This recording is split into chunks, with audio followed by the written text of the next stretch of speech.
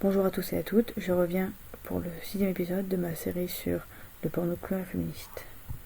Aujourd'hui, j'avais envie de vous parler de réalisatrices et de performeuses dont j'ai découvert le nom en lisant un article. Je ne me souviens plus lequel, malheureusement.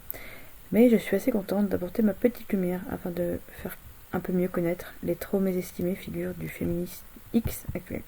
Pour commencer, j'aimerais vous parler de Lucy Blush, qui est une blogueuse, réalisatrice féministe et tenancière du site Lucy Makes Porn et Common Sensual.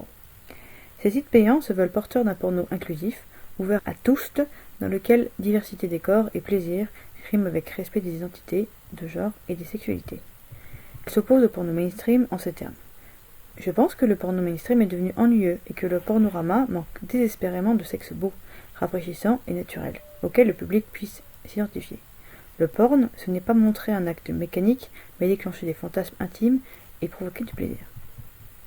De plus, son projet Common Sensual, qu'elle a créé avec son partenaire, est un espace d'expérimentation, un espace où la bande-son est aussi importante que les images. Au sein de ce projet, elle crée des films, des séries, des clips, avec de vraies personnes qui lui laissent comme jeter un coup d'œil à ce qu'elles sont vraiment et ce qu'ils pratiquent vraiment.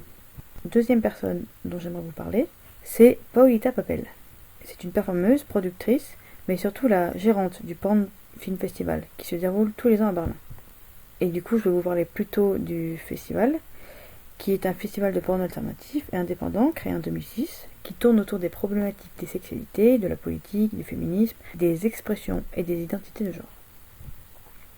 Depuis sa création, le festival a diffusé plus de 100 films du monde entier, qui ont des approches queer et féministes, et qui tournent autour des questions de moralité sexuelle, de l'identité et des normes physiques, en mettant l'accent sur des approches artistiques.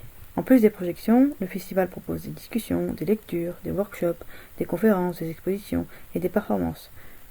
Et tout ça tourne autour de la sexualité contemporaine. Cette personne a aussi créé 2 sites. Le premier, le Story, où elle filme des couples amateurs, et Earthstease, qui présente le sexe lesbien de façon joyeuse et non hétéronormée, et ça fait du bien. Enfin, j'avais envie de vous parler de Sarah Bonheur, que j'ai découvert sur Wikipédia, et j'étais tellement heureuse de cette découverte, parce que je pense qu'il n'existait pas de collectif porno féministe.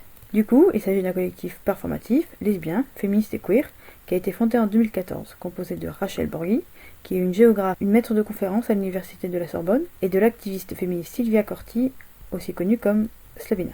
Ce collectif essaie de traduire la recherche scientifique en performance, afin de créer des espaces de transgression des normes de genre. Elles vont utiliser l'art et la performance, et proposent des ateliers et des conférences. Elles se réclament de la mouvance post-pornographique et veulent situer leur performance dans une volonté de dépassement de la pornographie traditionnelle et patriarcale en produisant des contenus pornographiques féministes. Voilà, cet opus a été plus court que les autres, mais j'espère vous avoir donné envie de vous intéresser à ces contenus.